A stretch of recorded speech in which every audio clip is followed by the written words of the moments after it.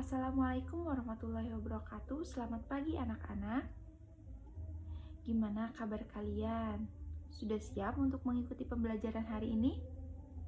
Sudah? Hebat. Nah, sebelumnya Ibu ingin bertanya terlebih dahulu. Kalian udah sarapan apa belum nih? Ada yang belum? Sudah semua? Good job. Oke, baik. Sebelum memulai kegiatan pembelajaran, alangkah lebih baiknya untuk kita membaca doa terlebih dahulu. Silahkan untuk ketua kelasnya untuk memimpin doa.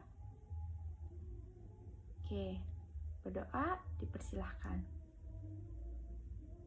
Berdoa selesai.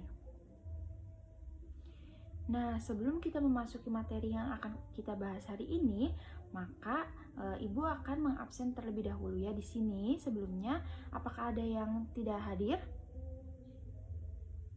Hadir semua? Hebat. Oke, baik. Alhamdulillah ya, kita semua hadir dalam kegiatan pembelajaran hari ini. Semoga kita semua selalu sehat, selalu diberikan kemudahan dalam mengikuti kegiatan pembelajaran. Materi yang akan kita bahas pada minggu ini adalah terkait dengan sistem pencernaan. Nah, Ibu ingin bertanya, apa ada yang tahu apa sih sistem pencernaan itu? Ya, betul sekali. Sistem pencernaan itu adalah sebuah sistem yang beroperasi atau berfungsi untuk mencerna makanan. Hebat kalian semua ya. Nah, kenapa sih kita itu penting sekali untuk belajar sistem pencernaan? Ya, betul sekali, karena kita itu sebagai makhluk sosial, terutama sebagai makhluk hidup yang tentunya akan ada makan dan minum. Oleh karena itu pasti akan melalui sebuah proses. Nah, prosesnya itu yang dinamakan sebagai sistem pencernaan. Oleh karena itu, kita harus mengetahui bagaimana sih proses makanan itu dicerna dalam tubuh kita. Seperti itu, ya. Jadi, mempelajari sistem pencernaan ini sangatlah penting bagi kita semua. Kemudian nih, Ibu punya salah satu gambar ya, gambar sistem pencernaan seperti di atas ini. Coba kalian perhatikan, kalian amati gambar-gambar di sini. Kemudian ada kandungan zat apa saja sih dalam makanan yang dibutuhkan oleh tubuh kita? Nah, ada banyak ya, terutama itu ada karbohidrat, kemudian ada lemak, lalu ada protein, kemudian ada glukosa, yang semuanya ini sangatlah berkaitan dalam tubuh kita dalam proses pencernaan makanan dan sebagai kandungan zat makanan tersebut ya. Jadi kandungan zat makanan itu sangat dibutuhkan oleh tubuh kita. Kemudian ada yang namanya itu sistem proses atau proses dalam pencernaan makanan itu bagaimana sih Bu? Nah, prosesnya itu ada 4 bagiannya. Ada ingesti, yaitu proses memasukkan makanan ke dalam mulut. Kemudian ada proses digesti, yaitu proses dari kerongkongan menuju ke lambung. Kemudian ada absorpsi, yaitu ada proses pencernaan di dalam usus. Kemudian ada absorpsi, yaitu proses pengeluaran zat makanan melalui anus, yaitu berupa feses. Nah, singkatnya seperti itu. Nanti kalian bisa mencari tahu kemudian bagaimana sih proses yang tepat, yang lebih spesifik terkait dengan proses pencernaan makanan yang ada di dalam tubuh kita. Kemudian kan itu ada sistem pencernaan makanan, emang ada Bu penyakitnya? Nah, penyakitnya itu ada yang sering terjadi, yaitu ada diare. Mungkin kita semua sudah mengalami diare ya, atau pernah mengalami diare. Ada diare, kemudian ada yang sembelit. Yang sembelit itu biasanya orang-orang yang kekurangan serat di dalam tubuhnya, sehingga zat-zat makanan yang ada di dalam usus, yang ada di dalam usus itu tidak bisa terkeluarkan secara dengan sempurna, sehingga dia itu harus mengkonsumsi makanan yang mengandung banyak serat. Seperti itu, apalagi sekarang ini banyak sekali kasus-kasus yang sangat-sangat mengkhawatirkan, yaitu ada kayak MAH kronis, ada lambung yang lebih parah gitu, penyakit lambung yang lebih parah. Oleh karena itu, kita harus lebih bisa menjaga bagaimana kita tidak telat makan, lalu kita membatasi makanan-makanan yang tidak boleh atau tidak diperlukan oleh tubuh kita, seperti itu ya. Nah, kemudian kok tadi ada yang namanya kandungan karbohidrat. Nah, itu bagaimana cara mengujinya? Nah, cara mengujinya itu nanti kita melakukan adanya praktikum. Ya, jadi kita semua nanti ada praktikum terkait dengan uji makanan.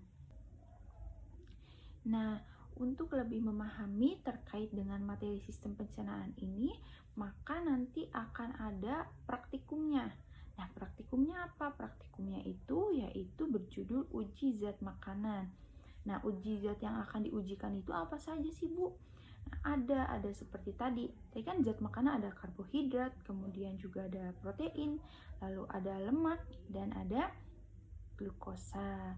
Oleh karena itu, nanti semuanya akan diujikan dengan menggunakan larutan-larutannya, yaitu berupa seperti biuret, lugol, kemudian ada benedik, dan ada etanol 90%, seperti itu. Nah, nanti gimana sih Bu pakai itu? Pakai larutannya tuh seperti itu, berbeda.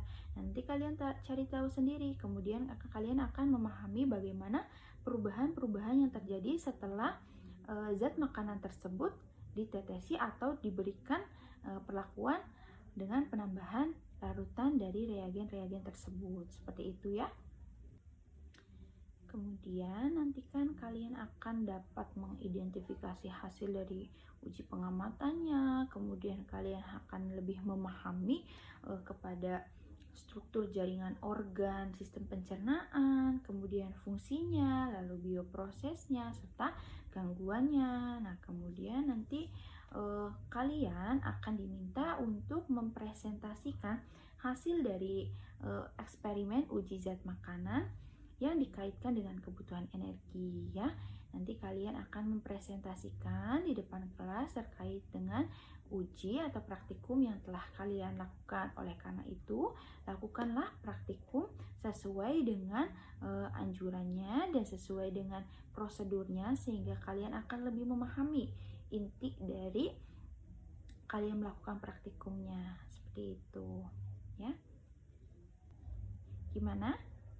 Sudah cukup? Alhamdulillah, tidak terasa ya waktu yang kita habiskan ini sangatlah singkat dan tidak terasa. Oleh karena itu, mungkin apakah ada pertanyaan terlebih dahulu sebelum Ibu menutup perjumpaan kita hari ini? Sudah cukup? Alhamdulillah.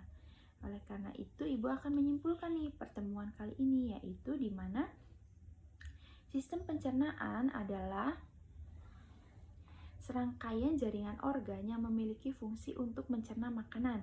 Nah, struktur organ pada sistem pencernaan ini terdiri dari mulut, kemudian ada esofagus, usus halus, usus besar, kemudian ada anus, kemudian ada sistem pencernaan yang dibantu oleh organ pankreas, yaitu seperti hati, empedu, dan kandung empedu ya.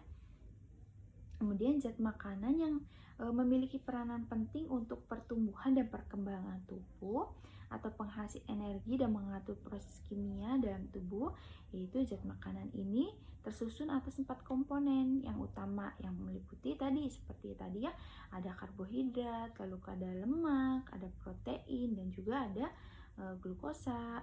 Kemudian bioproses yang terjadi dalam organ sistem pencernaan manusia ini meliputi 4 tahapan. Yang pertama ada digesti, kemudian ada ingesti, ada absorpsi, dan ada eliminasi. Nah, yang terakhir adalah gangguan yang disebabkan oleh sistem pencernaan ini sangatlah beragam ya.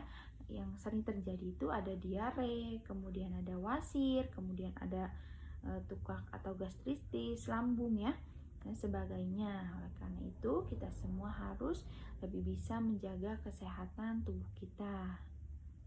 Bagaimana anak-anak? Sudah cukup? Alhamdulillah kalau sudah cukup. Ya, jika tidak ada pertanyaan, sampai jumpa di pertemuan kita selanjutnya. Kemudian kerjakan tugas-tugasnya. Lalu nanti persiapkan dirinya untuk mempresentasikan hasil dari uji praktikumnya. Nah, sekian dari Ibu. Wabillahi taufiq wal hidayah. Wassalamualaikum warahmatullahi wabarakatuh.